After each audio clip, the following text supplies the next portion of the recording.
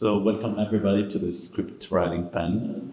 We are so happy that you're all here with us and that you submitted your scripts to the Canadian Independent Film Festival. So we're going to start immediately. I'm going to pass the microphone to each one.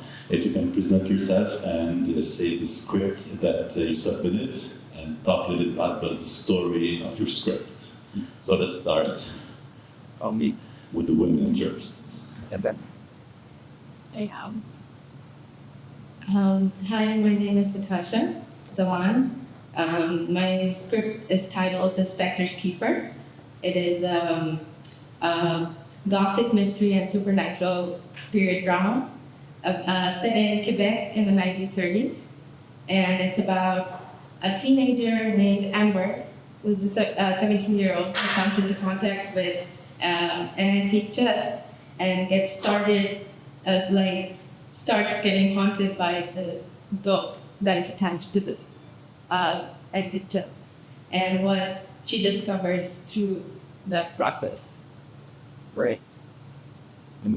Hello, my name is Sculnick, and my script is called The Architecture of the Divine. It's a drama set in the year 2000 with and flashing back to the 1970s. It's about a 30-year-old woman who commits suicide and wakes up dead, and no one, and sort of remains sort of left behind, and no one can see her. And the one person who can see her turns out that they share a very deep childhood trauma, and then it's how they each navigate the effects of that trauma through their whole lives, and look to achieve a kind of resolution and to move forward. Thanks, Troy. My name is Jen Romnes, and my script is called No Tell Motel. The story was inspired by my uncle, who had spent nearly 2 decades in prison with the war on drugs in the United States. So he was in Detroit, even though he's a Canadian. And my script is about a young film student, not me, but a young film student who is tasked with making a documentary about her uncle after she was caught with drugs at a party. So her mother's intent is for her to learn about punishment and how drugs are bad and everything else, and she actually interviews her uncle and reveals all these family secrets and finds out that he's actually not feeling apologetic at all. He loved his life. His life was fantastic, even though he spent 2 decades in prison. So it's kind of like a family reckoning and her learning about the true roots of her past and just learning how to proceed on her own terms and learning how to grow up and make her path in life. So that is No Tell Motel, and the title is kind of inspired by Sling for Prison. No Tell Motel being a place where you go to stay, but you can't actually tell your secrets. And so the film has a lot to do about secrets and families and what you keep, what you hide, all those amazing themes. Let's see. Sounds cool. I want to see it. My name is Gladish. I am a writer and filmmaker from Vancouver, Canada. And we also have a film that's here and showed last night. It's a crime drama, 102 minutes. The short of it is, it's all about what happens when you try to cover up bad things, like a murder, for example. So I'm actually in it. I play a lawyer who's about to make judge, and my younger brother shows up in the middle of the night. I killed a man I didn't mean to, self-defense, and I should be taking him by the hand and leading him to the police. And instead, I start to act like a lawyer and ask lots of questions, and one thing leads to another, and I realize, you're going to get away with this. And so I proceed to help him cover it. Well, the character proceeds to help him cover it up. Oh, that's a Freudian slip. And I think I'm going to get away with it, and in the process, many lives are destroyed, and except this central character.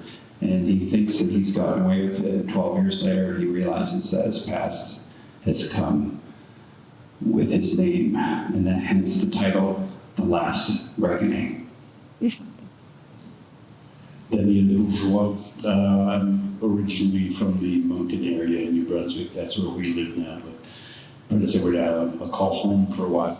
I'm here because my script for it's titled Goldberg's Variation. It's the period piece, 1955, fact-based fiction of the year that Glenn Gould, probably one of Canada's greatest artists, his breakout year, where he started to do concerts outside of Canada.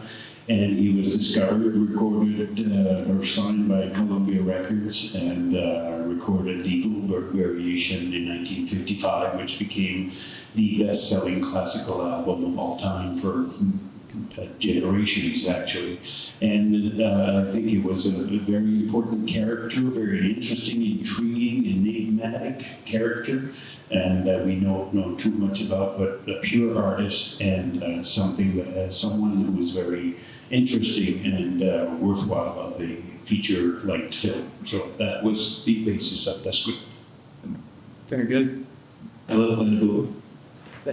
My name is Joseph Rule, and I wrote a feature-length screenplay called Coffee Center 2000, which is about a cynical young man who works at a coffee center, a print shop, and it's just sort of a satire about the world around him, which is very much the sort of mirroring the real world, which is very hyper commercial and hyper consumerist, and yeah, it just kind of holds a mirror to the world that we live in.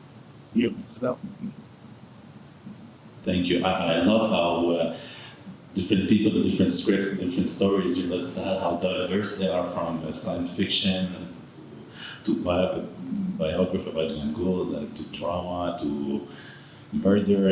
It's anything. So I would just like to know for each one of you, what is your process? You know, you talked a little bit about it, but for writing that script and for writing other scripts, if you have written other ones. So what is your process for the story and for the writing of the story? So For me, I think it comes to me naturally.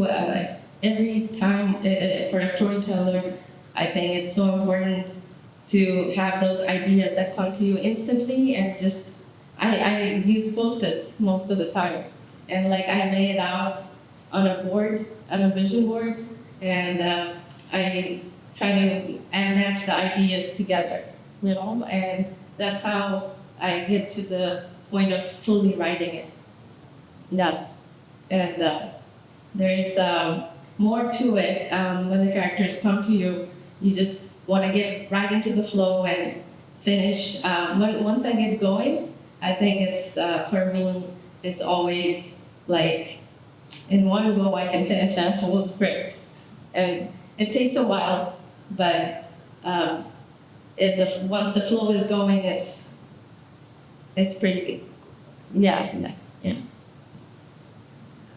What I do is I write by hand. I have a lot of notes. I start by just sketching very loosely what themes I might be looking at, and I sometimes start to hear dialogue, and I'll write that down, and names of characters and places and the timeline that I might be thinking of, and I just write by hand. And then what ends up inevitably happening is the notes just pile, and it just bigger and bigger, and then there comes a point where I realize I have too many notes, and it's time to just sort of start really, actually writing the script, because you could just go on and on with notes. I have another life working in an office, so I'm always struggling to find time to write. And so, like this script that's in this festival, it took me like 5 years on and off to write, and so I really wish I could move faster, but it's sort of hard to find time, which I think a lot of writers have that challenge, when they're not able to write full time. That becomes a struggle, when am I going to write, so there's that as well. Thank you, Joy. So my writing process has evolved. My first career was in murals, so I did that for over 2 decades. And then when I switched to film writing during the pandemic, it was a kind of a forced switch because I wasn't able to access my mural jobs in care homes and hospitals and whatnot. So all of a sudden, for the first time in my life, I actually had time on my hands. So my kids were still living at home at that point. They're both in university now. So I would write on an iPad and do what Joy did, where she would write notes and she would like correlate all these like story ideas and keep them all in one spot. And when I was driving my kids around or doing different things, I'd be in my car and furiously writing as I'm waiting for them to like get out of whatever activity that they were in.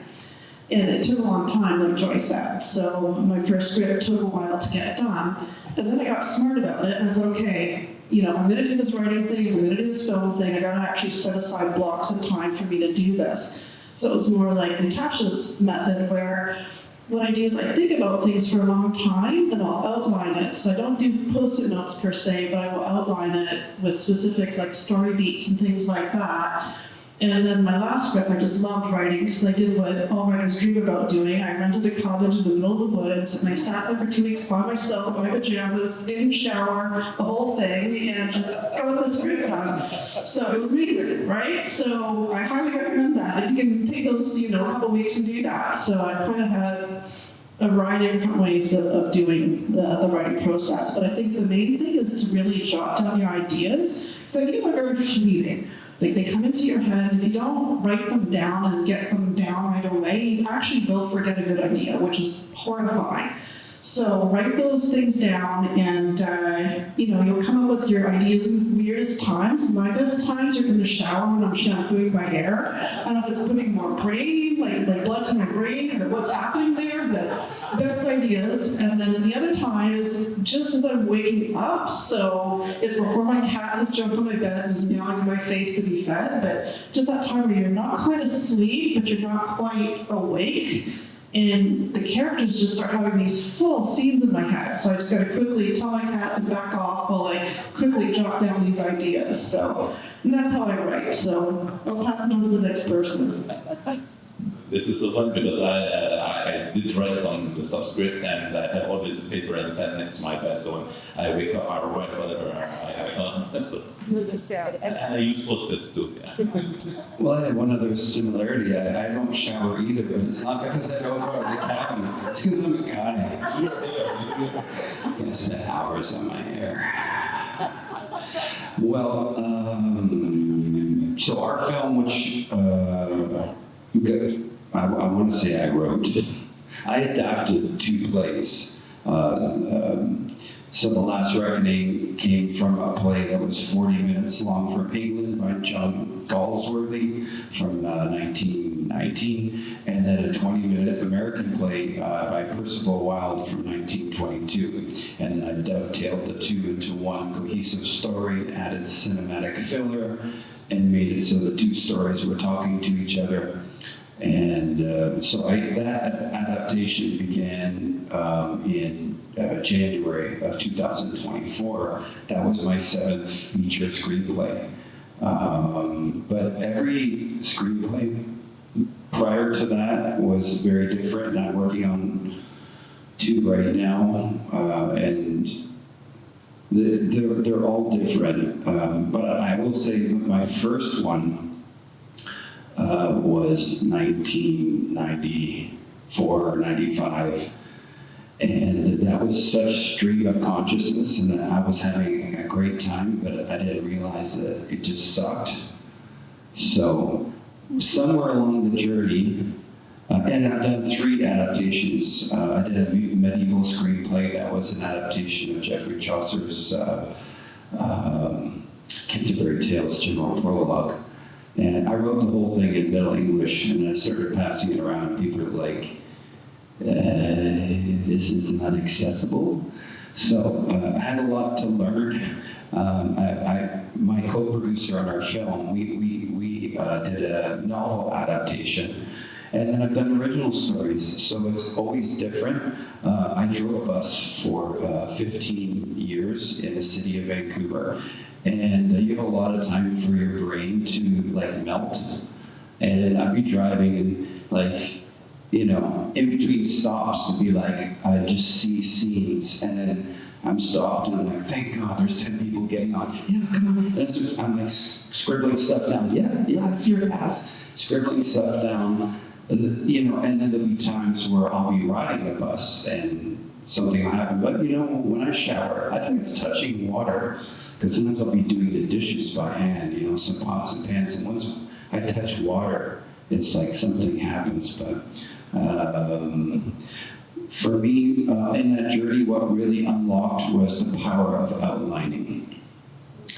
And I stopped doing the opposite of, or I stopped doing what I did on my first film, writing Stream of Consciousness, and just became more purposeful. And had a great guide that did a little workshop mentorship, but it really impacted me. Pilar Alessandra, I think I'm saying her name correctly. She wrote a book called The Coffee Break Writer. I probably said that wrong, and now I'm in trouble. It's been a while since I read the title, but she taught me about asking questions. So starting at the end, working to the beginning, and just asking questions. And so as you try to come up with the answer, you find you're just developing something. So that's when I'm more purposeful, and it's not like something I'm adapting, it's an original story, and maybe I have an image, and I'm like, how can that be fulfilled? Or sometimes it's a theme, you know, so maybe I'm rambling. Instrumental. The idea of a movie about Glenn Gould came to me in 1981 after I bought the second recording of the Goldberg Variations. The first one was 1955, and I was just head over heels in love with that musical performance. But as you research, as you delve into the character and the personality and the traits and the Asperger's syndrome and the genius, savant, the addiction, hypochondriac, you stumble onto the idea that, geez, why has nobody done a movie about this guy? So that was, sorry? 32 Shrek films about Glenn Gould. Yeah, and there's a bunch of documentaries, but I mean, feature film. And to me, that was the motivation. But that was when I was 20 years old, university, did that, got married, had children, made a living. And then once I got to retirement, I had 6 ideas of movies, and I've written 3 screenplays so far. That's the 3rd one. There's 3 more in the works, but for this one, I just sat down for the first 3 same thing. It takes me about a week. Everything is sort of percolating for 40 years, 30 years, 20 years, and then I sit down for a week and I just write whatever I remember from my writing, good or bad, and then I let it sit, and then I'll revisit it over and over again. So this one took 42 years of percolation, a week for production, and then tweaks as you went along. This particular script was kind of like autobiographical, and so a lot of the process would be I would be at my place of work, which was a coffee center, and I would have some bizarre interaction with somebody, and then I would write it down on a little notepad to fit in my breast pocket, and eventually turned into a stack of papers. It was about 2 inches thick.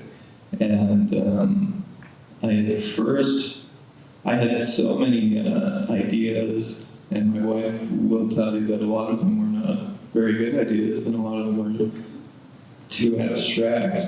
But I wrote it into like a 100-page novella first, just to get a lot of the bad ideas out of my system, and then I went about writing it to a proper screenplay. So it was. I was very, unlike, I had written a few screenplays prior to it, and this was my least disciplined. You were talking about this, you had done kind of stream of consciousness stuff before, and it kind of worked out. I kind of done the opposite process, where I've done very rigidly formatted screenplays before, and this was my time to let go. And it was freeing in a way, but you know, it worked out. It had its purpose. Yeah. I was going to say the moral of that story is be careful that you don't have an interaction with somebody with a notepad, because you never know when you're going to become source material. Well, that's what I say to everybody around me. Be careful what you say. One day it will end up in a movie. That's true. So when I write the scripts, I live each character. I go through each character. I think that, you know, I'm the mom, I'm the kid, I'm this, I'm that, I'm the murderer. I haven't written the murder yet, but maybe you give me ideas to kill somebody. For me, writing is sometimes exhausting. It's like I'm tired, I fight with myself. I never read dramas, you know, I don't write comedies yet. So this is the main challenge, you know. It's like sometimes I have to stop because I'm too tired. I'm fighting with myself. So this is my challenge when I write. So the next question would be about your challenges. What are the main challenges you got during writing the script? This script that you presented, or other scripts? Did you have any challenges or problems? Yeah. I'm going to start from here so give you some time to think about that.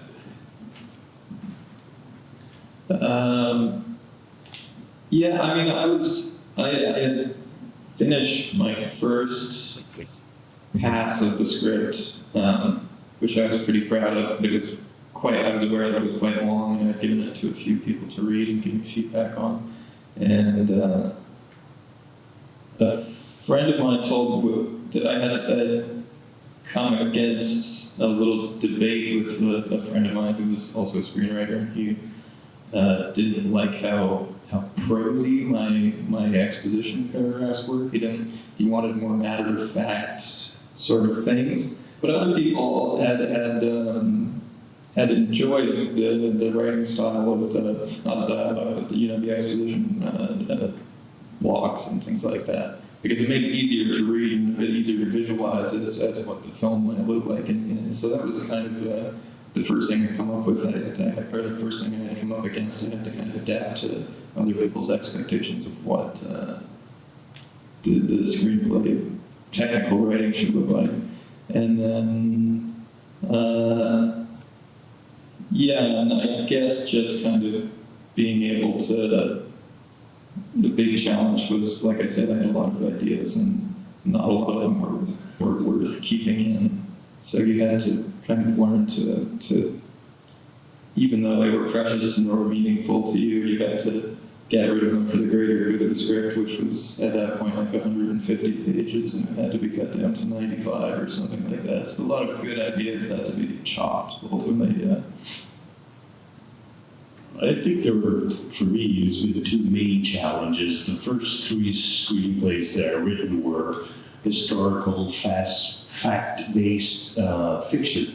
90% fiction, but based on facts, and you gotta get the facts straight, because you don't want anybody to say, oh no, that's not what happened, because they're based on true stories. But the fourth one that I'm writing now is completely fictitious, and it scares the bejesus out of me, because I have no grounds, I have no points of reference, it's just free-flowing, and I'm not sure I can do it well. It's a challenge that way. The second challenge that I've always had is I'm an actor, first and foremost, theatrical, theater more than film, but I love films more than theater, not the experience itself. I like the theatrical improvisation and sometimes stumbling and trying to regroup where you're supposed to, your line is supposed to come in. But when I write as a writer, but I know that the actors are going to reinterpret it, tweak it. Where's the line that they can't cross and where's the line that they can? And you want to give them that discretion. The same with the director, who will massage the message in a certain way. So how much discretion do you authorize the actors and the director? So far so good, because I've been the director and an actor and the writer, but I've given the actors, who are professional actors, all the discretion. even if sometimes I'll have to say, well, yes, but in that case, that sentence is very important. So could you stick to that one? The rest, I'll give you the discretion. But for that one, non-negotiable. So when you write it, though, you know that that possibility is going to happen. So where do you draw a line? What are the lines that you're going to stick to, and which ones are you going to give discretion to? But that's sort of thinking way too ahead, too much ahead. Ah, that's really interesting.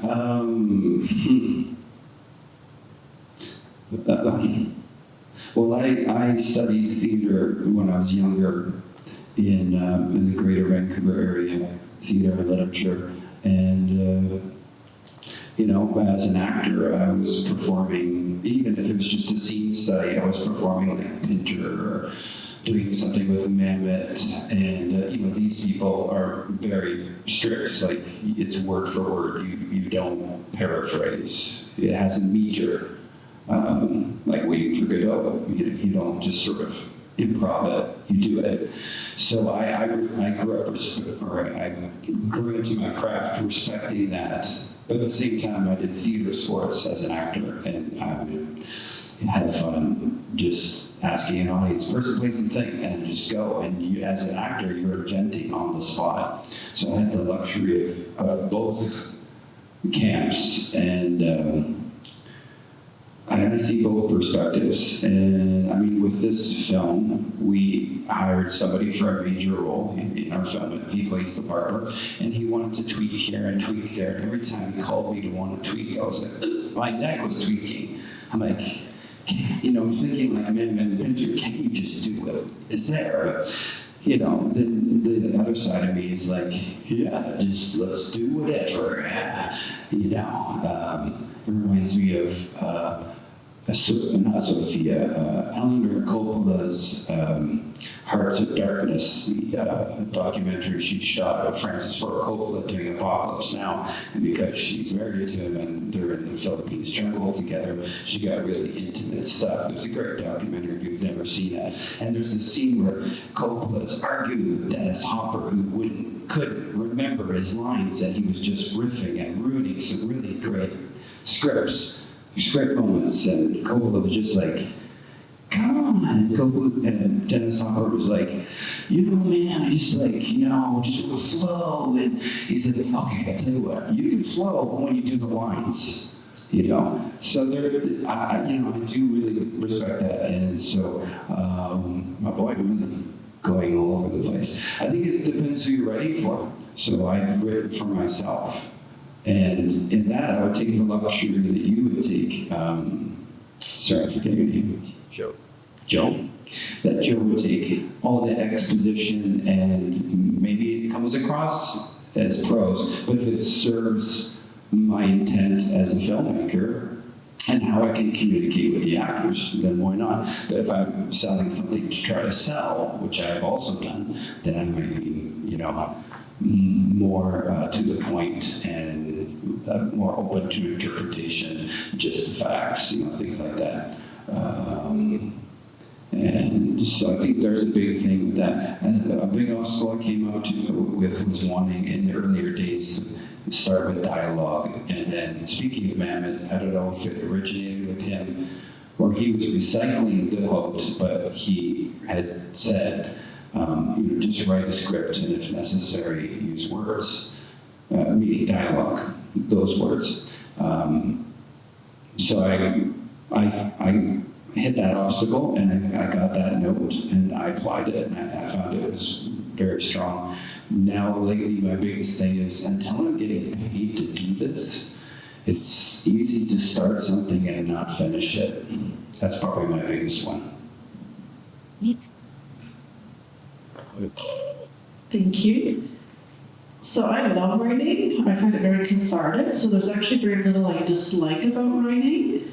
The only time that I've had real challenges writing have been when I've been on set. So we're already greenlit a project, we're about to shoot, everybody's excited, And on my own feature, which I shot in 2023, I remember being about 2 weeks in, and the first AD coming up to me, and she's like, "Yep, you gotta shave 10 pages." And I'm like, "Oh my God," like in between wearing 1,000 hats of getting the costuming nailed down and everything else, like it was a lot, you know? So writing under pressure, I suppose, is very, very challenging, and that will happen when you do greenlight a project.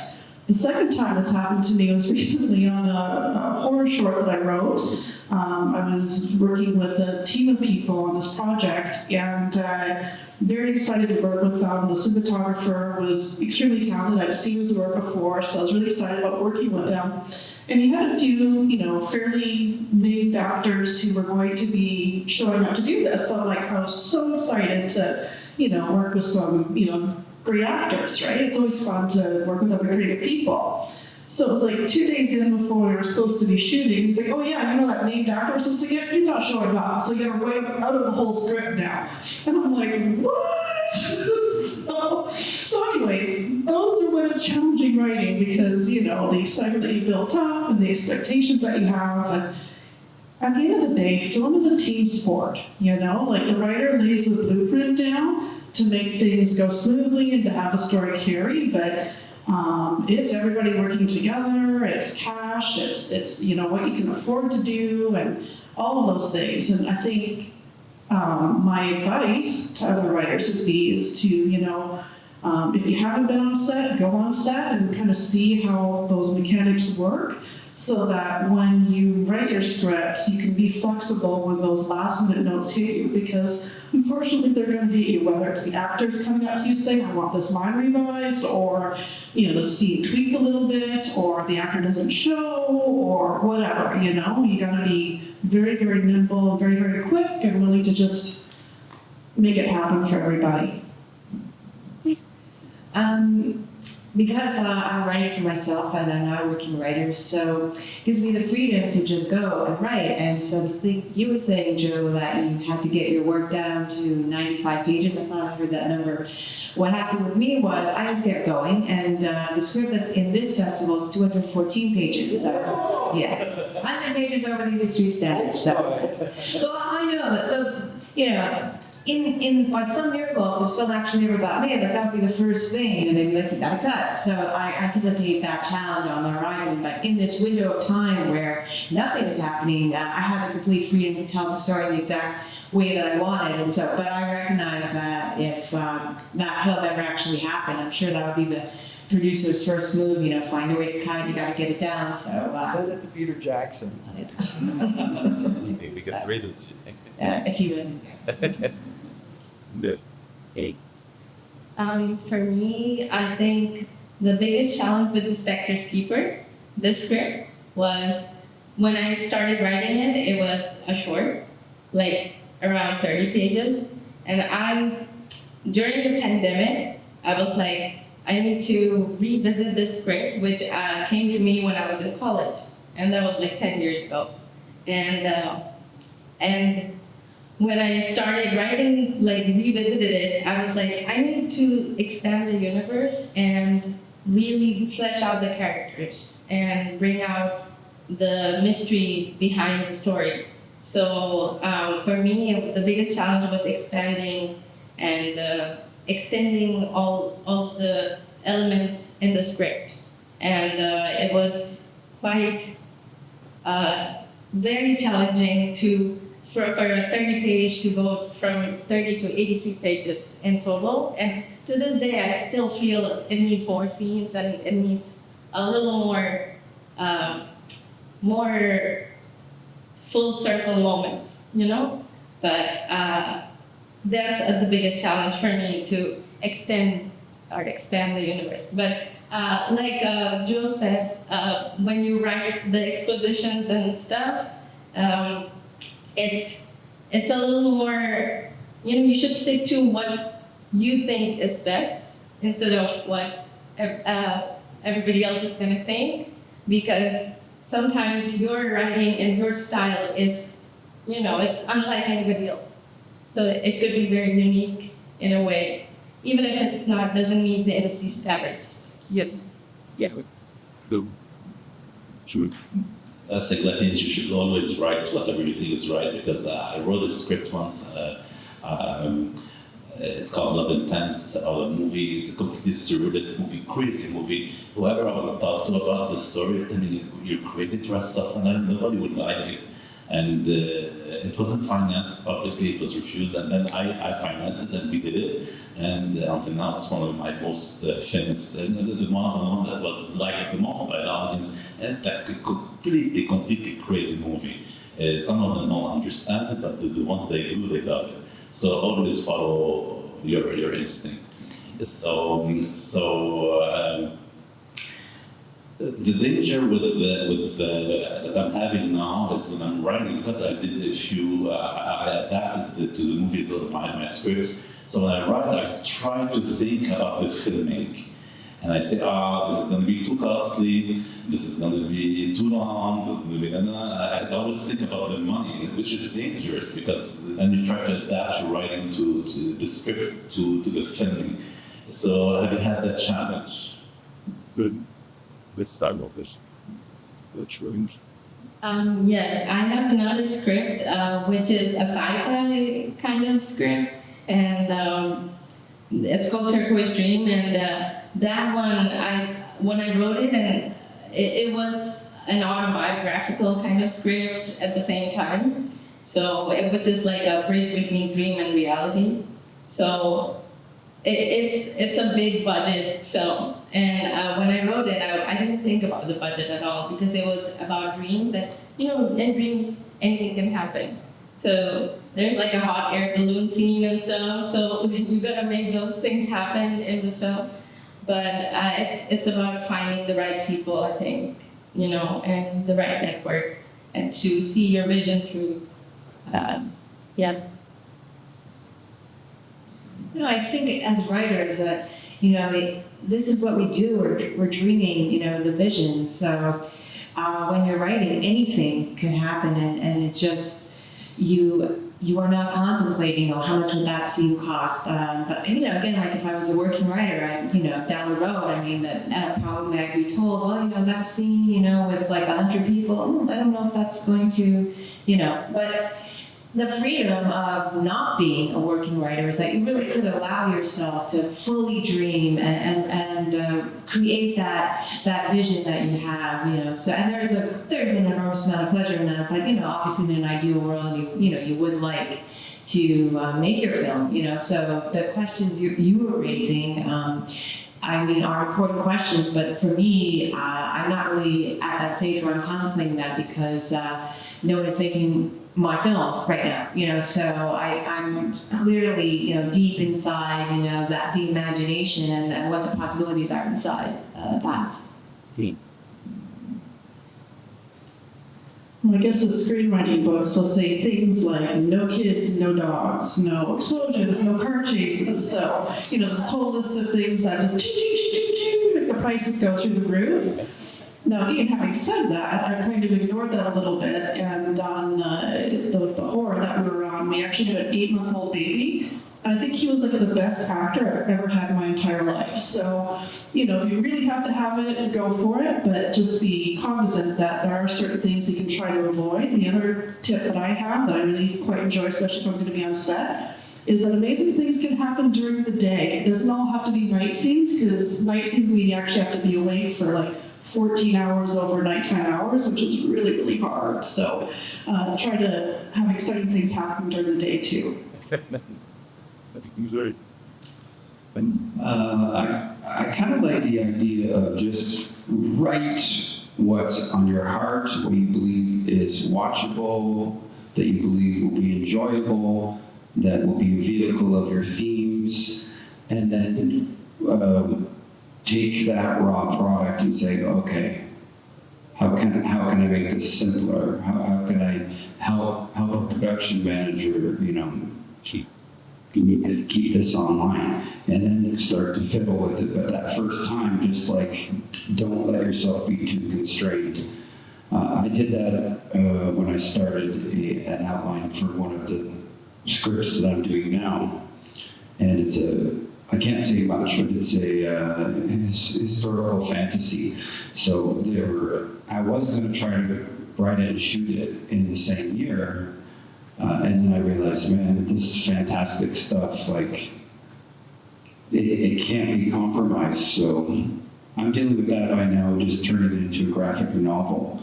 And we're going to try to release the vision and have it, try to build a fan base by, e-publishing. And we're going to take that, and if it's doing well, and sort of test the ground, we'll do an enhanced book. So like motion movement over the images. Because I have an artist who's hand painted 80 illustrations for this. And then have actors' voices, sound effects, music. So it's kind of like halfway between that and a movie. Try to increase that fan base more. And then eventually try to raise the money for the finished screenplay and not have to compromise that, because we've been building some synergy, which hopefully will build some funding. So that's kind of how I'm facing that problem. The short answer is no, but after having written 3.5 of the 6 screenplays, the first one I did completed $26,000 budget shoot, editing, everything done. The second one, producer told me, yeah, that'll cost about $1 million. Okay, fine, so that goes to the back burner, and the one that I wrote about gold, I think could be done for $150,000. All depends on the actors that are hired and the production. It's a pretty simple production. So, okay, we'll bump this one ahead, try to establish credibility, some sort of integrity, reputation, and then pitch the higher budget films later on. So, in terms of costing, no, you just write. You just write from your heart, from whatever's on your brain, and then just shuffle the sequence of events. I agree with what you guys are saying as well. Like, I don't try and write it. Actually, you know what? I do kind of like censor myself. I start to get some really like big set piece sort of ideas, and then I cut them back. But I don't like. It doesn't pain me to restrict myself in a way. I think it's a fun challenge to like write a really cheap movie. And inexpensive movie, thank you. But yeah, like the script that I wrote, that's the Coffee Center 2000 Festival, was like we were trying to pitch it to someone I know who was quite wealthy, and me and my co-producer were like, we had started out with like $30,000 budget template. We're like, okay, that's going good. And then my co-producer is also my cinematographer, which is very dangerous because he was also like, we need the RE skybox, we need the fancy, beautiful cinema lenses, and so quickly the budget was up to like $90,000, and then, but so yeah, just don't listen to your cinematographer.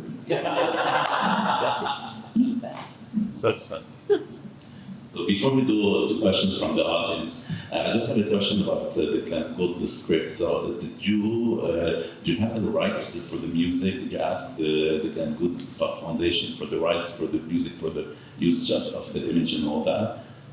Because I did a movie about a live actual events, and we had to buy the rights, which were extremely expensive. No, but it's in the works. Yeah, there's 4 books that I based myself on to do the research, a lot of documentaries, a lot of information. One of the books is just quotes from what he published. So there's nothing there, but some of them are friends testifying to their relationship with Glenn Gould. So there's no other way for me to get that information other than from the book. So there will have to be some negotiations for the rights as we were getting. And in regards to music, like the because he was a major Bach interpreter and things like that. All the Bach music is obviously in the public domain, can be used at your will. But you can't use the recordings of Glenn Gould without paying for it, but you could.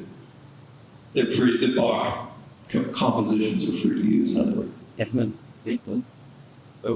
Perfect. So we're going to go now to the audience for questions. I'm going to bring you the microphone so they can speak in the microphone so we can hear you and record it, yeah. So let's start with the audience. Do you have any questions?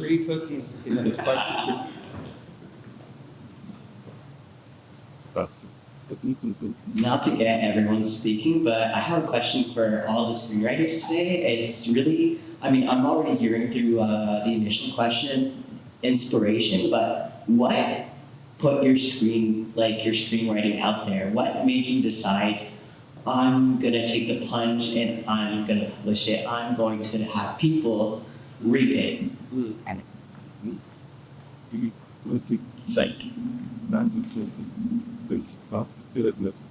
That is such a great question.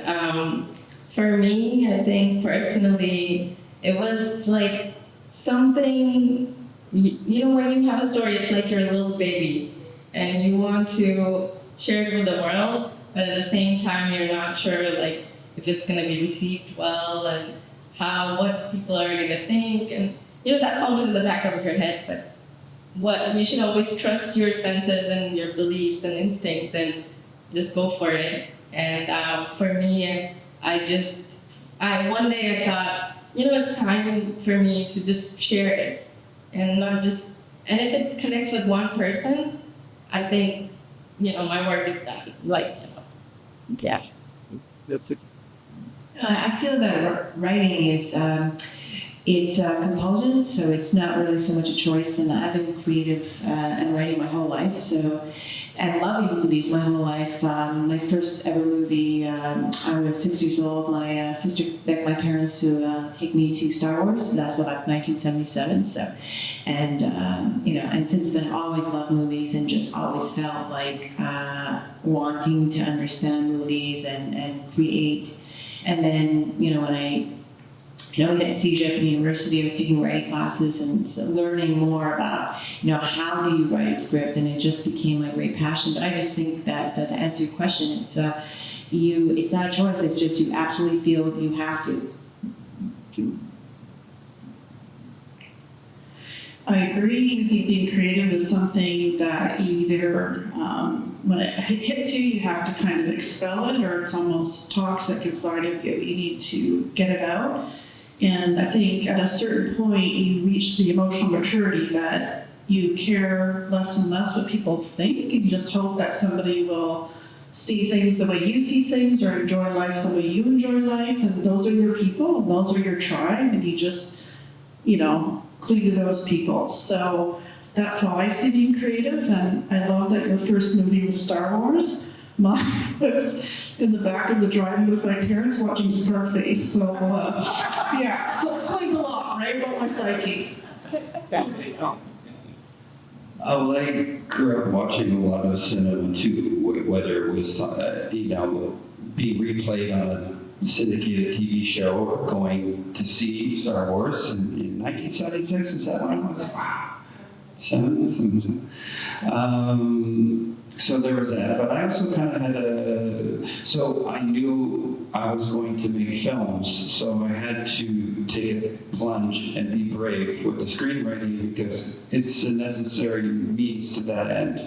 And I had a bit of a spiritual encounter or experience. In the summer of 1991, I was laying in bed trying to fall asleep, but my lights were on and I was relaxing and playing an album, and as the album played, I saw an accompanying movie, sort of in like a vision, going with, it was basically a musical was being invented before my eyes, and then I saw the poster, I saw the marketing, I saw the red carpet, I saw all that, and then I flipped it to the B-side and it kept going. I'm like, what is this? So I stopped everything I was doing with my life in Ontario and went out west to Trinity Western University and started to pursue this vision. So I guess that was a little different. And then I took playwriting in the theater program, and we had to present. And then I took creative writing in the English program.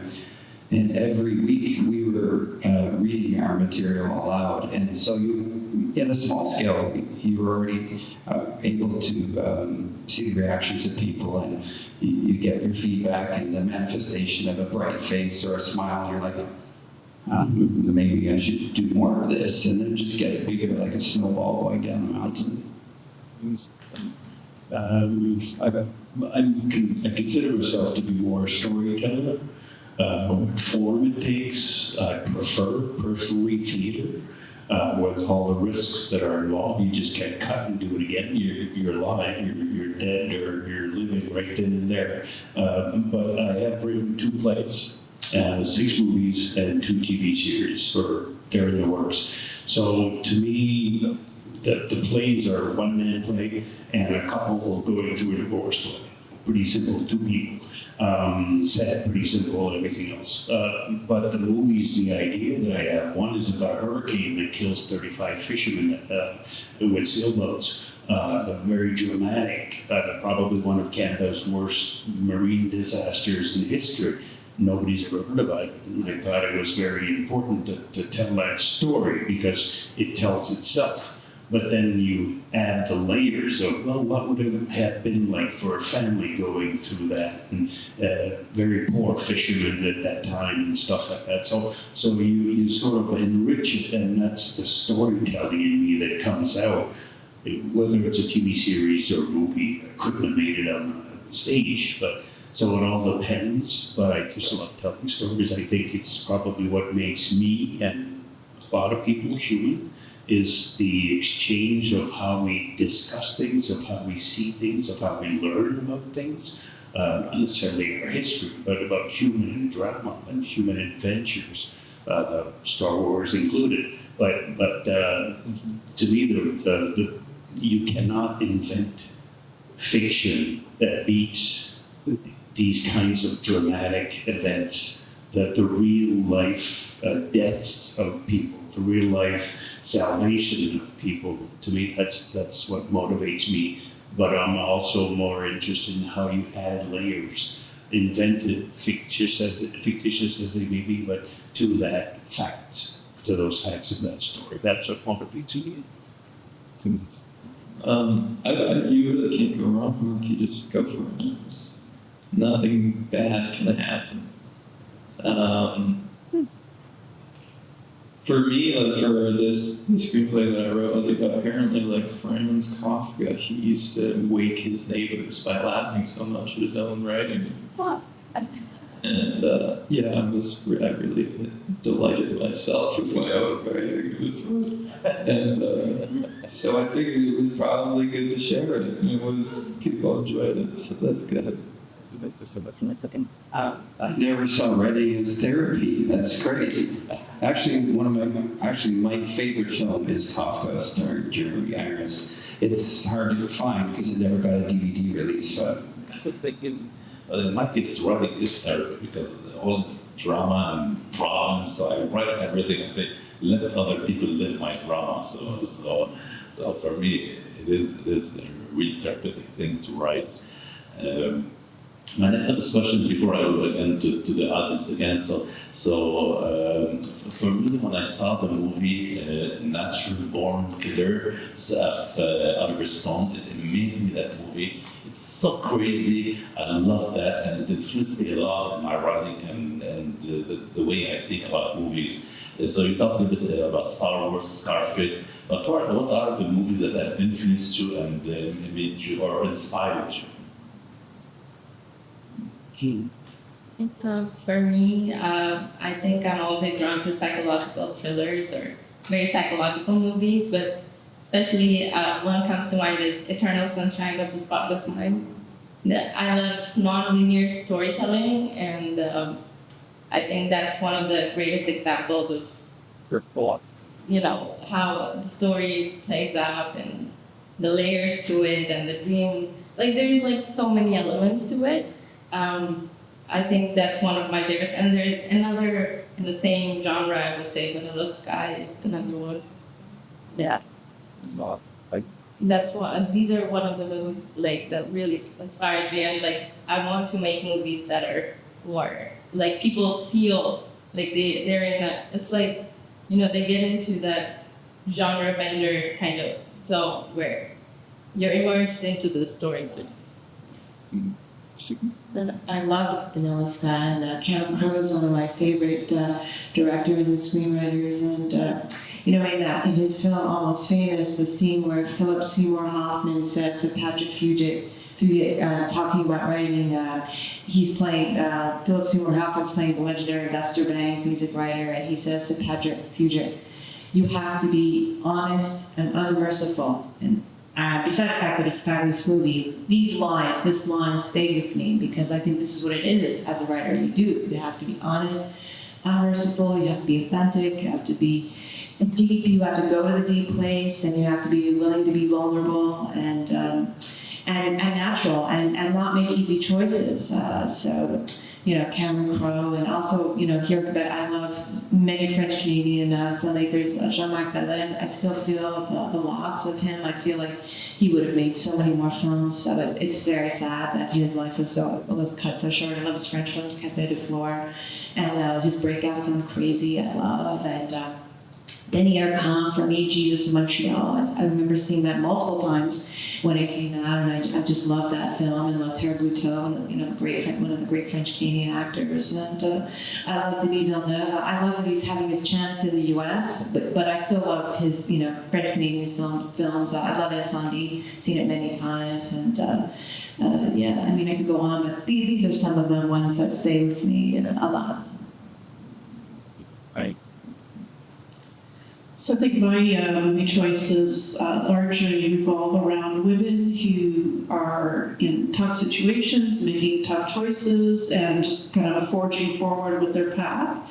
So my two favorites would probably be Silence of the Lambs and Promising Young Woman. I remember watching both of those films and just kind of thinking, oh, so that's how it's done, right? So I really enjoyed both of those, and I have a broad range of films that I quite enjoy. Everything from animation, like I love Shrek. It's my guilty pleasure, but I love everything. So I'll pass it on. Well, it's sure evolved, but I grew up in the 70s and just watching so much television.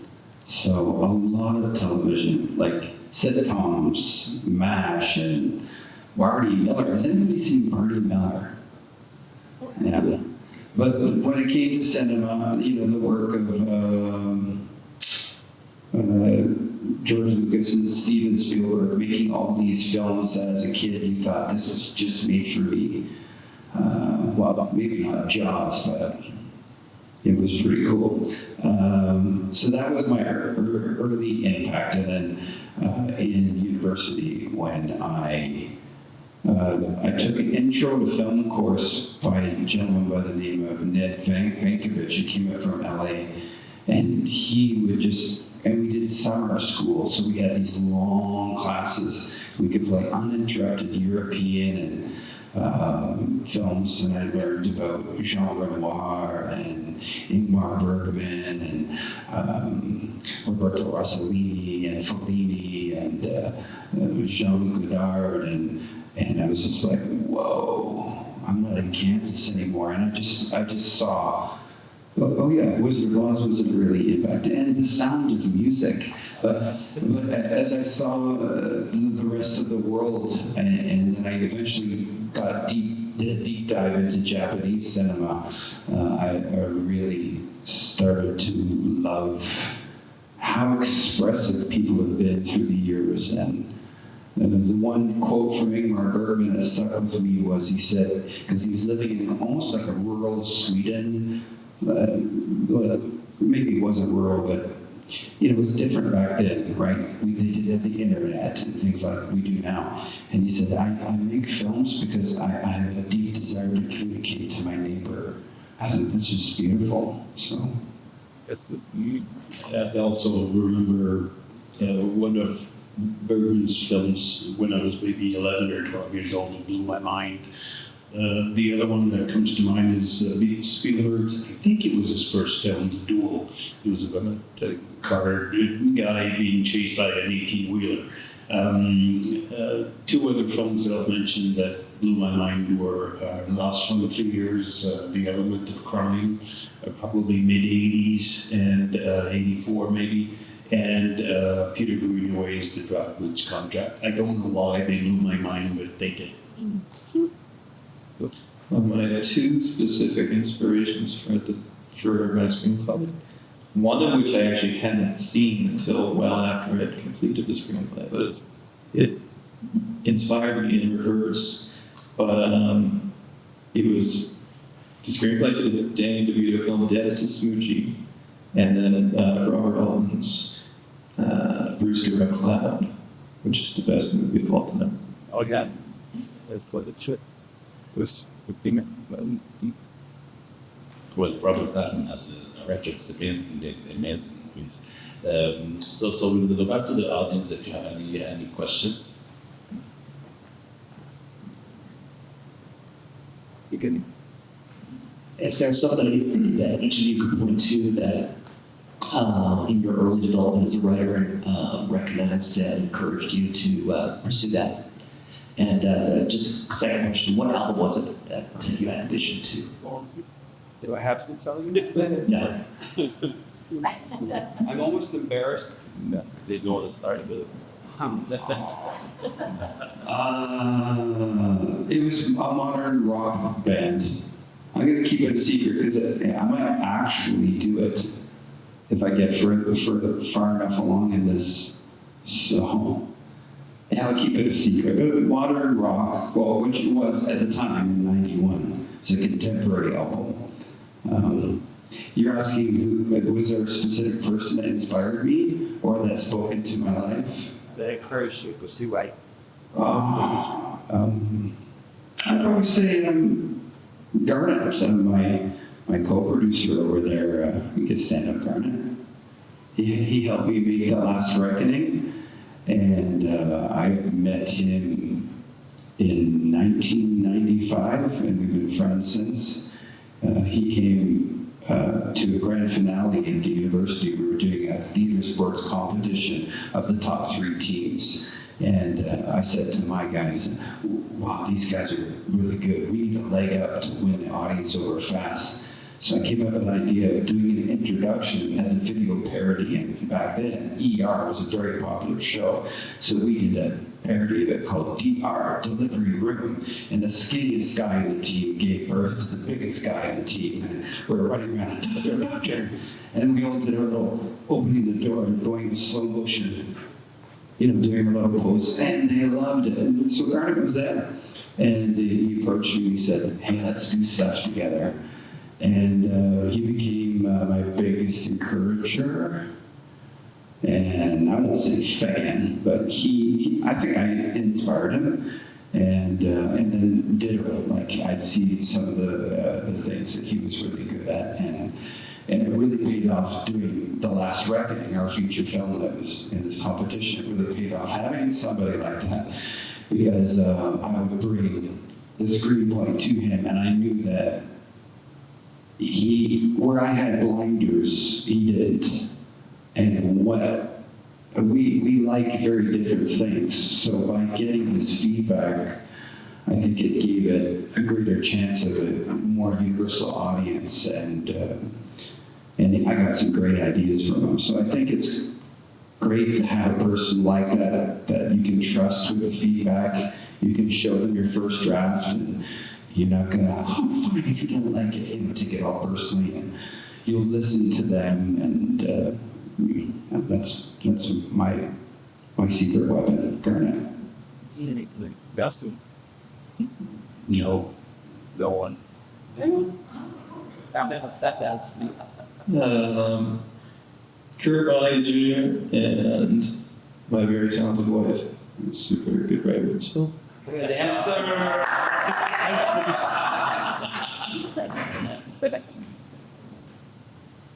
think my support person is, of course, my husband, who's in the back row there. But for writing specifically, there's a fellow who lives in London, Ontario, named Jordan Morris, and he is one of the writers behind the documentary that was a Canadian Screen Award, Mr. Dressup documentary. And he also runs an app on Mighty called Storytown, and it has more than anything you'd ever need as a writer to get onto it. It has a library of scripts, it has regular stories that he gets off of Substack, different places all the time. He has his finger on the pulse of so many things. So if you are a writer and you want to kind of tap into that kind of community, then I would reach out to Jordan Morris. Writing's very solitary, so I wouldn't say that I have any mentors, but I do remember, and he still matters very much to me in my progression, a teacher that I had back in CEGEP, and really took us through, how do you write a premise, how do you write a treatment, how do you write the script, and how do you develop characters, and even to this day, I still have those notes, and so that teacher had a very big impact on me. But otherwise, mentors, I think you just kind of have to go and do it. And for me, because I wouldn't say that I have any mentors, I'm relying very much on my instincts when I'm writing. How does it feel to me? What do I think about this? And I would also add that time is the co-writer of everyone, of every writer. Time is your co-writer, because you might in the moment feel that it's good, and then you step away, you maybe go back a few days later, and that's where you can allow your more objective side, your instincts to kind of filter through, and you can ask yourself those questions, does it work or not? So, no mentors really, but I would say that time is very much my co-writer in this. That's good. I like that. As a writer, I think for me, all my English teachers in life, and especially the screenwriting teachers in college, they really inspired me to encourage me to write. And when I wrote my first little scene prompt, I think it was my first scene, I wasn't sure what I wrote, and I walked up to the class, and my professor walked up to me and said, "Hey, you should read your scene today in class." And I was like, "What?" Like, I wasn't expecting that. And so that was a huge encouragement to, go ahead and believe in yourself and be like, "No, my writing is good enough for people to read, to see, to, see the vision of it." And so definitely is those teachers in life. Yeah. Is that a Concordia? No, there was a Zaman college in Los Angeles. Yeah. That's just me. Thanks.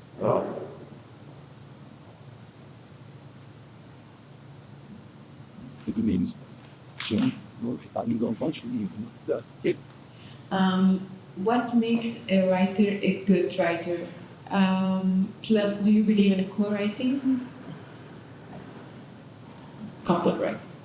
I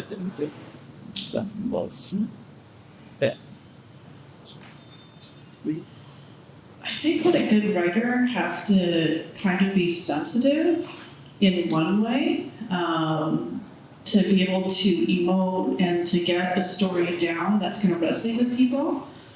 But then once it's done, you got to kind of seal up that sensitivity, because you're going to get feedback. And if you're too sensitive, then you won't be receptive to that. So it's kind of like a yin-yang balance of what makes a good writer that way. Then I forget your second question now. Co-writing. The very first script I wrote was co-written, because I was learning the ropes of screenwriting. I think now I prefer being the solo writer on it, just receiving notes and really trusting the notes of not just other writers, but once I build a team around a project, I want to hear from the DOP, I want to hear from the producer, I want to hear from all those people and see, is there something that I'm missing that we can add value to this project? So I think that that would probably be my co-writers as far as getting the notes from and things like that. Yeah. Like, how was your experience with what I first? How was it? Then. It was tricky. I had, well, this is on YouTube, so I don't want to tell the whole story. But it was tricky. I'll just leave it like that. And later you and I can have a glass of wine and I'll tell you all about it. So, yeah. That's my pencil. There you go, right? joy catch the sun if sunrise to be over to me. The question was, what makes a good writer, right? I think for writing, what makes a good writer for me is, I don't know, it's, for me, it's empathy and sensitivity, like Jen said.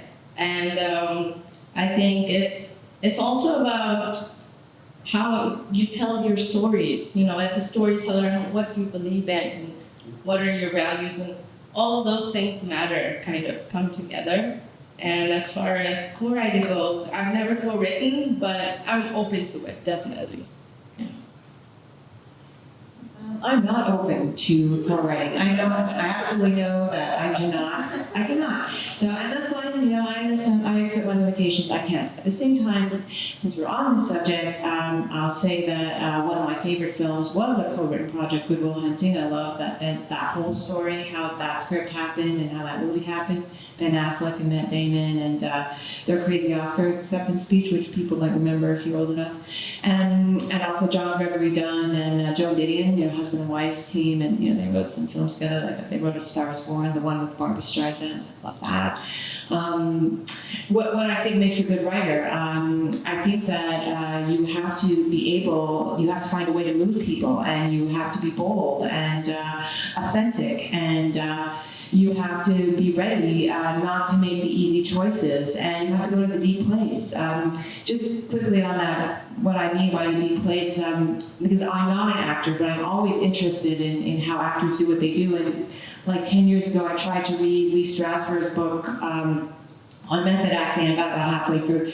But, you know, I found his process, and he would often, it was over and over again, the message was always, you know, the actor has to go to the deep place. That, you know, I think even as a writer that there's a lot I can take from that, and that, you know, you have to be willing to be vulnerable, and you have to go to the deep place, and I think that that's where the good stuff starts to happen.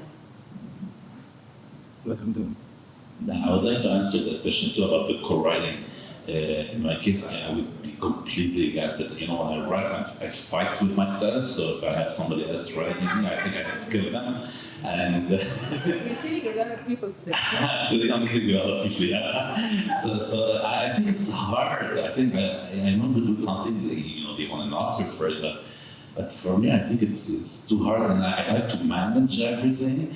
But at the same time, like you said, it's like you have to be open eventually to change the not change the story. No, I don't, because when it comes to filming, you rewrite the story as it goes with the actors. So you have to be open to that, and you have to have a sensitivity to accept some critique and to accept some changes. And you rewrite it as it goes along, but co-writing, for sure not. I think it won't be a good thing with my personality. Well, a few things. Well, I think what makes a good writer, one is that you bring a set of values to your project, but you're not going to lead the audience where they feel like your values are the only choice. So that's why I like movies with open endings. So you don't want it to come across preachy as you're putting theme into it, but you want to stimulate thought and conversation. Filmmaking is very collaborative, so I think one of the things that makes a good screenwriter is when you write, you unlock the gifting in the people that will come. So an actor will read that and go, I was born to play this part. And the director will look at that and go, the vision I have for this is beyond comprehension, let's do it. And you're stirring up gifts in other people that will sort of enhance that end product of the collaboration. And then, you know, I think every writer should try some acting. Try to memorize a script, and a good script, and then maybe try some bad scripts. Get in front of an audience and learn performance, because I think they're so intricately connected, the role of the actor and the role of the writer. So I feel very fortunate as I move on that I'm able to do both.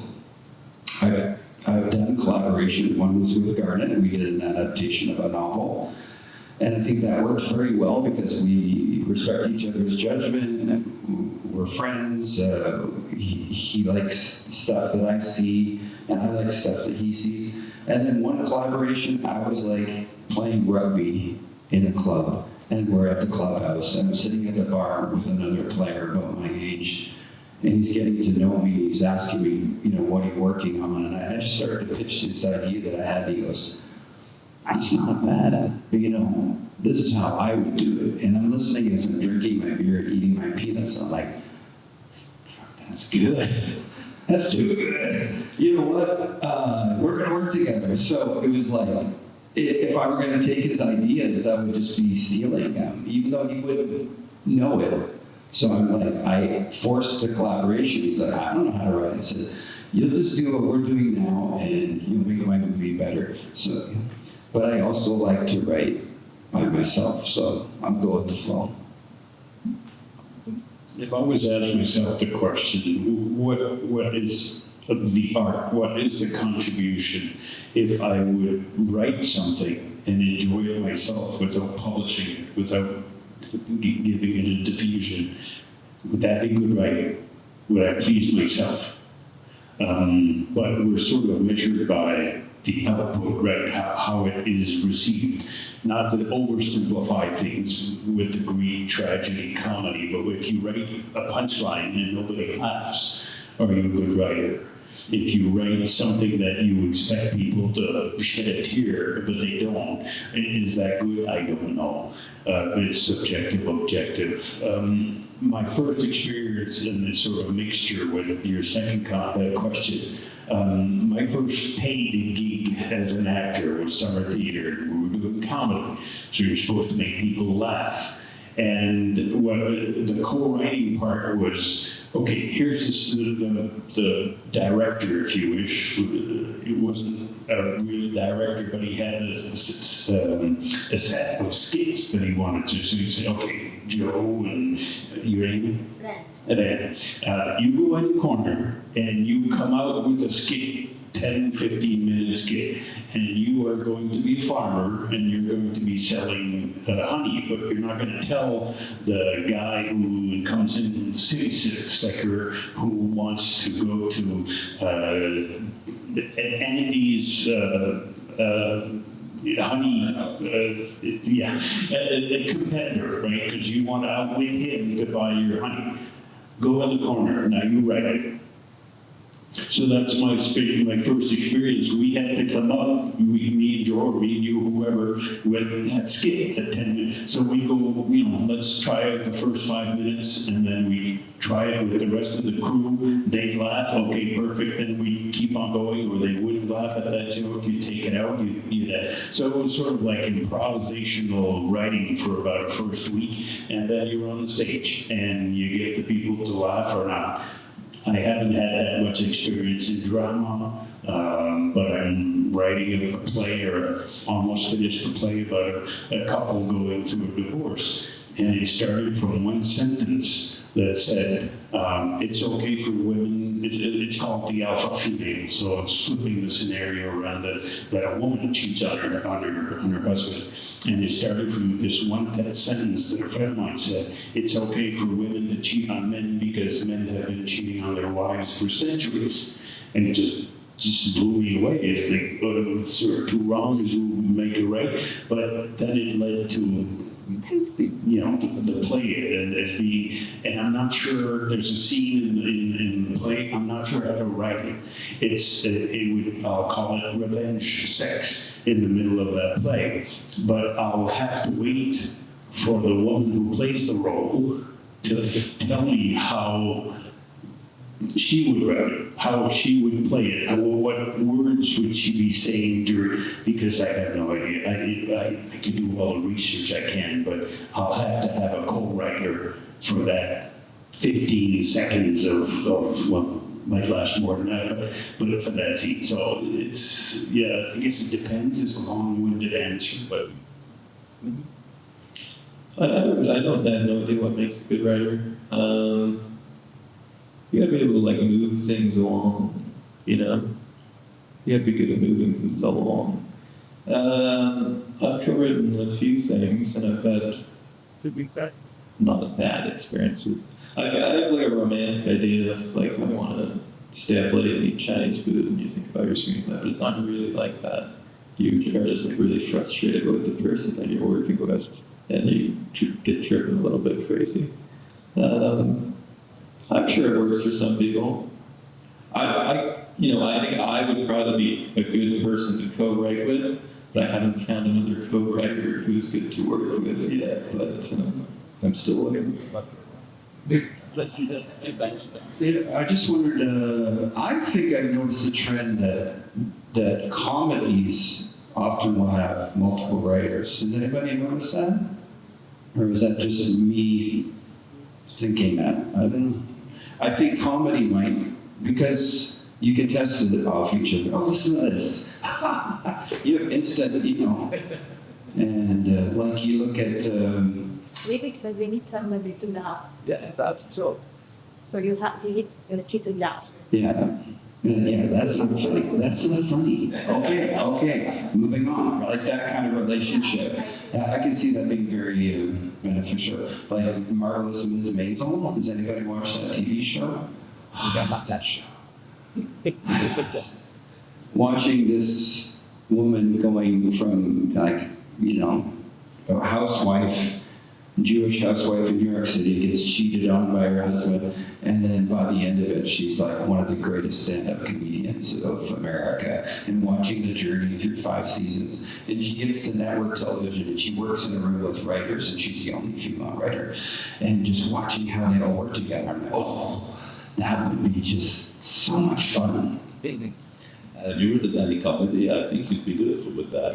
Yeah. Because I find that writing comedy is very hard. It's not for me. I'm always dramatic and awesome. But Not formally, but in improv, we would do comedy. improv, okay, perfect. We have a question here in the back. It feels like kitchen. But I don't know if you guys are like me, but I have to go through maybe 10 different movies before I find something to watch and even watch all the way through. And I get the feeling most of the things that are out there, whether it's street or whatever, are just not very good. I don't know if you guys feel that. My wife feels that, and I feel that.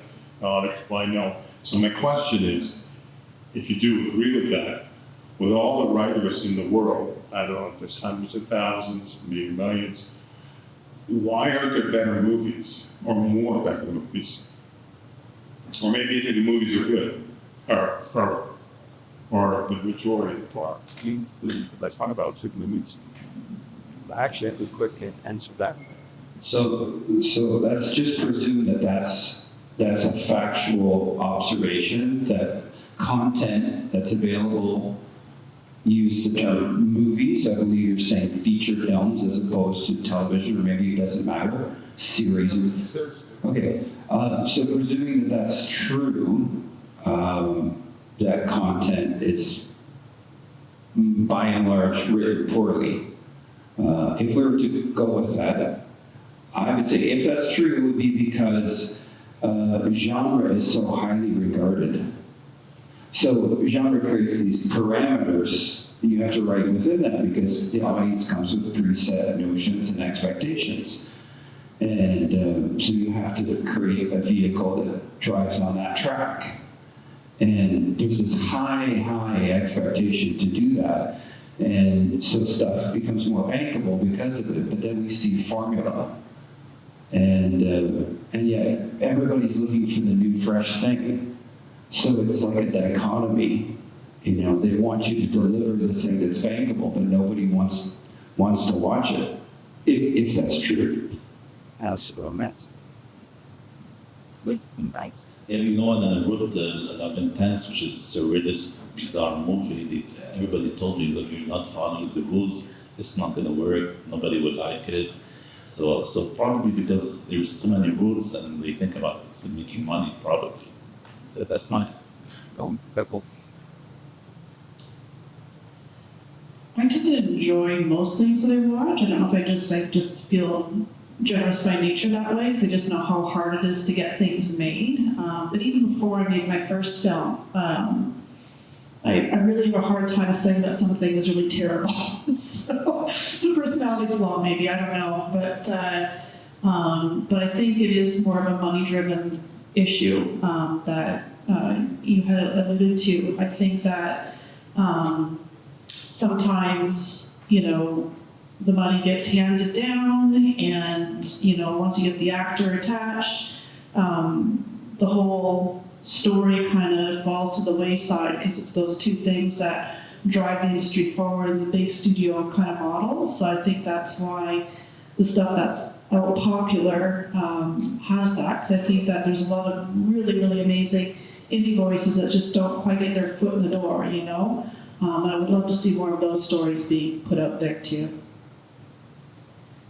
First of all, I am like you, where, I stand and look at all the listings and like 10 minutes, 15 minutes, and, I don't like so much of what's out there. And I think that there have always been bad movies, but in the days when you could only see a movie in the theater, that there were better quality movies, coming out. And then when streaming services emerge, and then also the pandemic, and I just think now more movies are being made, but it's poor quality, because also I think maybe digital, so you can save money. You're not making films on celluloid as before, but I just think it just when there became more ways to broadcast, on streaming, it just lowered the bar. And so this is why you have so many bad movies out there that they're getting made, because you think, well, fine, those filmmakers and those production companies will find, a streaming service, or they will find a way to have that film be shown.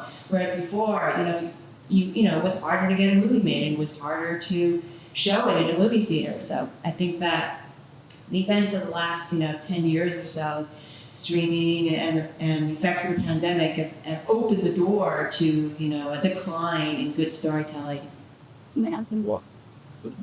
I agree about the streaming platforms, and I also have to add to that the attention span of people have diminished drastically, I think, and the movies have gotten too fast-paced at this point.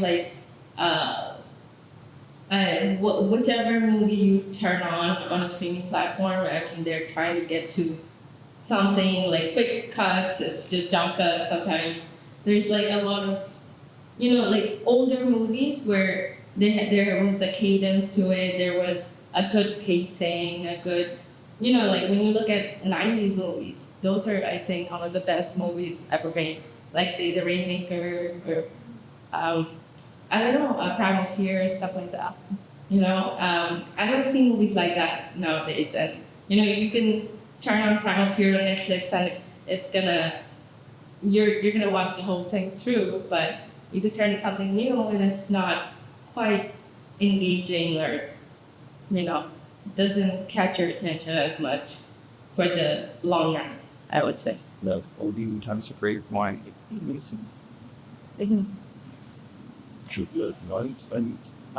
Hallmark Christmas movies. You have a lot of Marvel movies. It seems to be, I think, is it a formula where something succeeds? Doesn't necessarily mean that they're bad movies, but when you copy paste a lot, the originality, the creativity, to me, it's the quality, that aspect of it, the original ideas.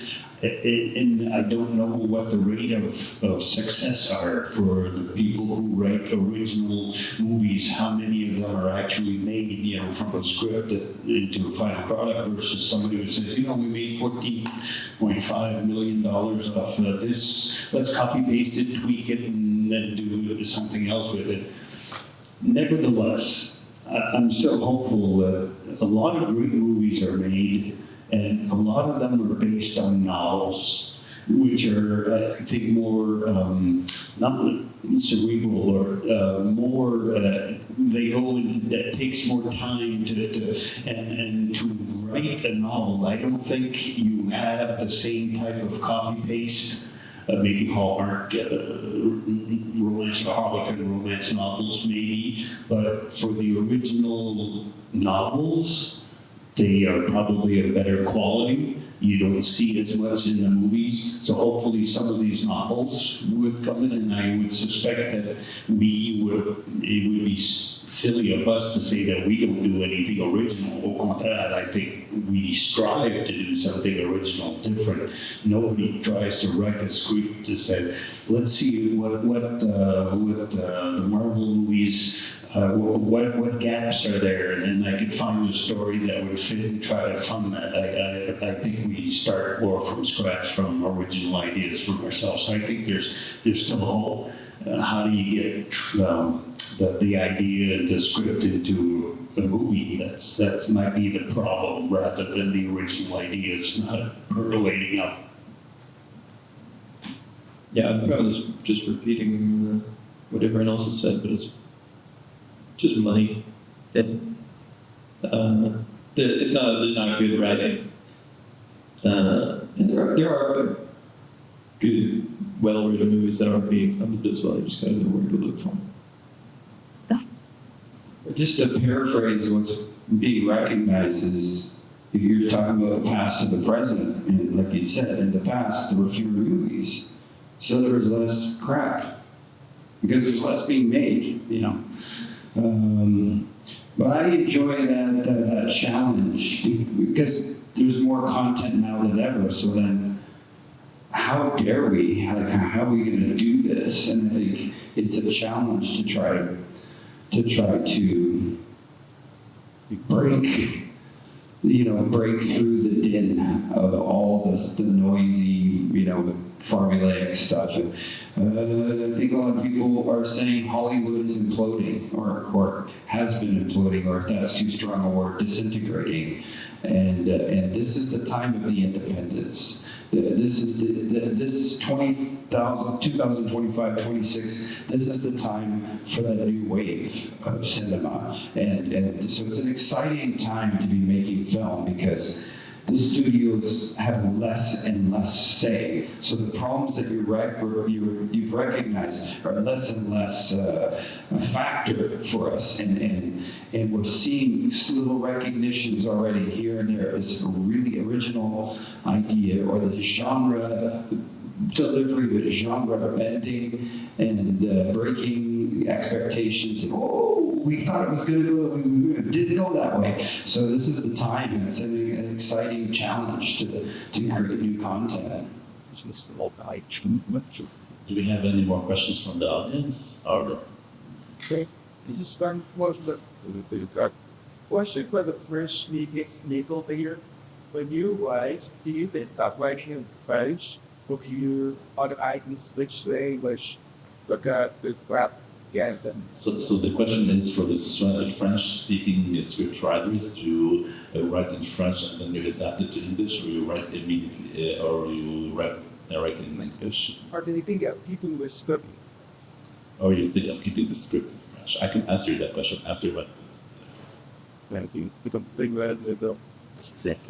It depends on the story. Like the story, the screenplay I wrote for the Queen's visit to PEI in 1973 with two Acadian guys hired to build her an outhouse so that she could relieve herself. But the two guys are going to be speaking to themselves in French because it's situated in the Acadian region of PEI.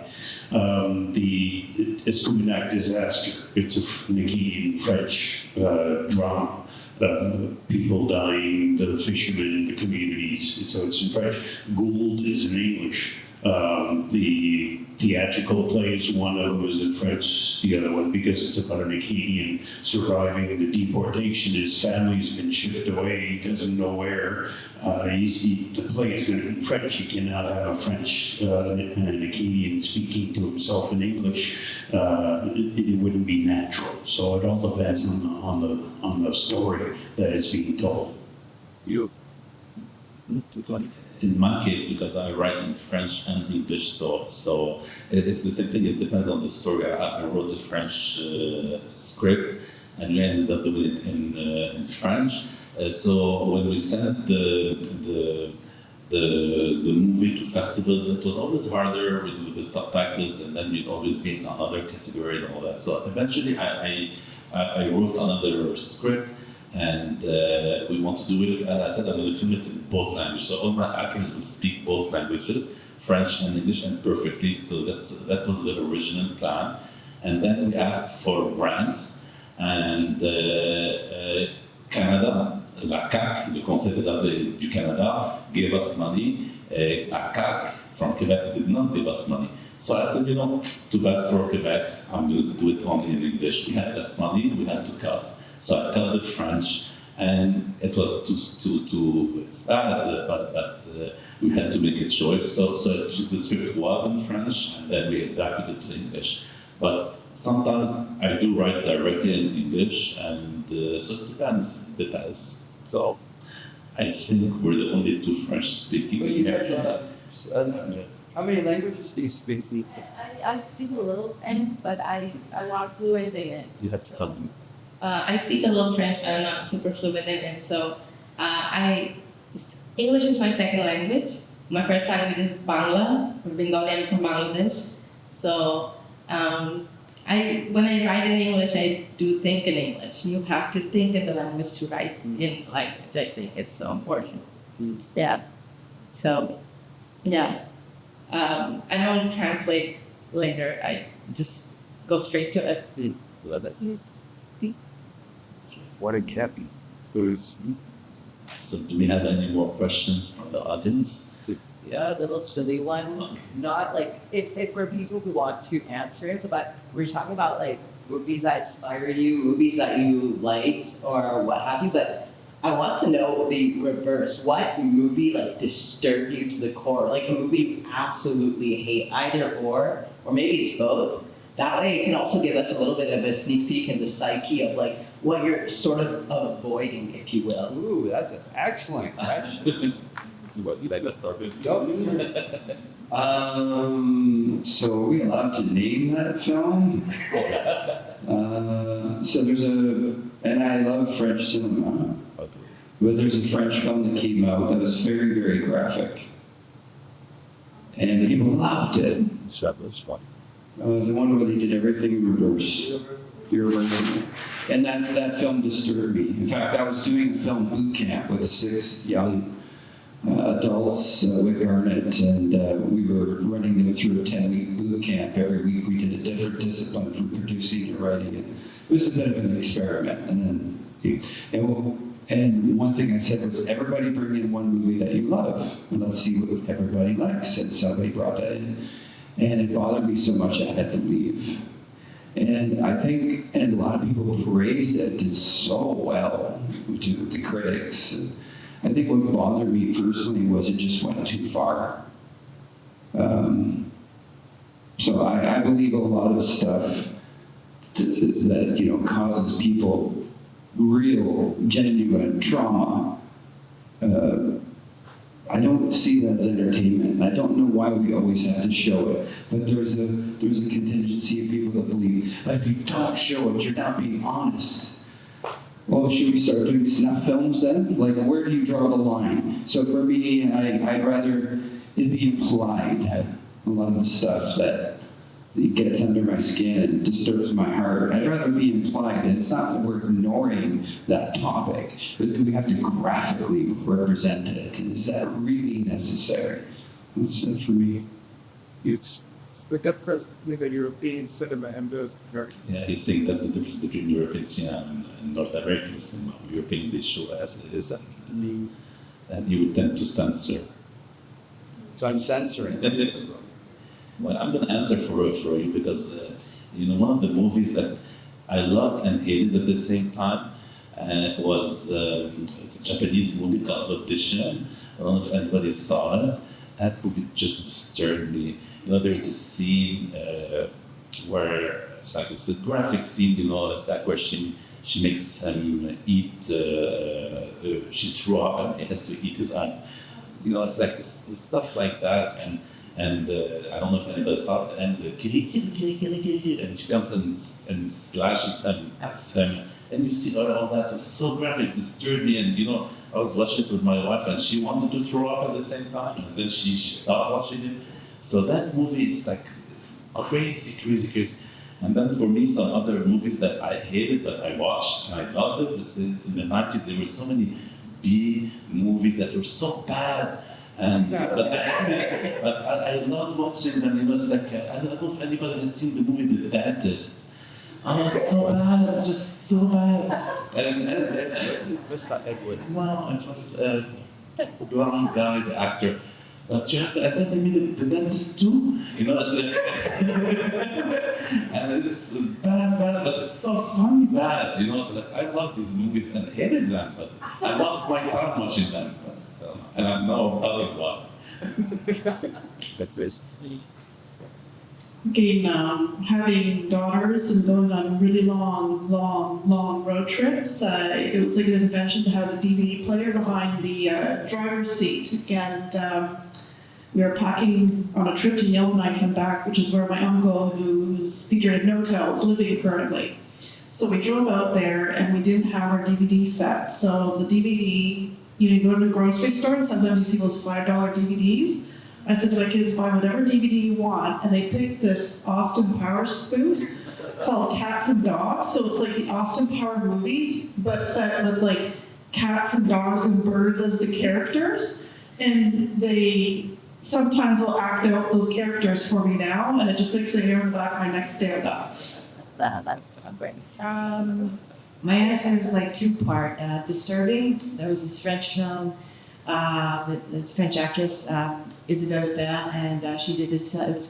I think it was called Elle, and her character was raped, and then she cultivates a relationship with her rapist, and it was hard to watch. I mean, I liked her a lot, but it was just, that was a hard film to watch and disturbing in ways. And a film that I absolutely didn't like, I saw it a really long time ago, but I remember just not liking it all. Now, before I tell you what it is, I'll tell you that I do like this director a lot. Fellini, the Italian film director, I like him a lot, but this one film of his I did not like. The one that I do love very much, which everyone knows 8.5, but this other film, Casanova with Donald Sutherland, didn't like it at all. I just did not. And I saw it years ago, but I just remember the and just, I don't know. There were parts that were graphic, and there was just nothing there for me. So, but it just stayed with me because I like Fellini and I like Donald Sutherland a lot. So this is my answer. For me, I would say gory movies are the ones that just the no for me. Like for movies like Saw or with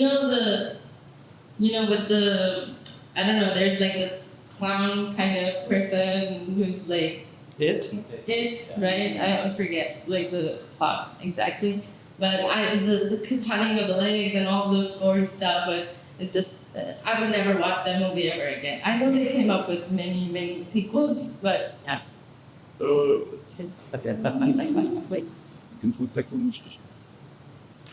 I watched Nightmare on Elm Street, the first one, when I was a young kid, and for a few months I couldn't sleep. I didn't want to sleep because somebody would come and kill me, and then there's the bath scene. It's like I don't want to go to the shower.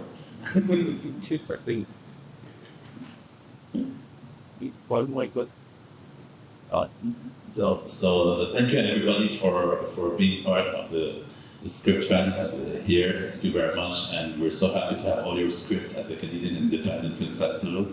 So congratulations for your scripts, beautiful scripts.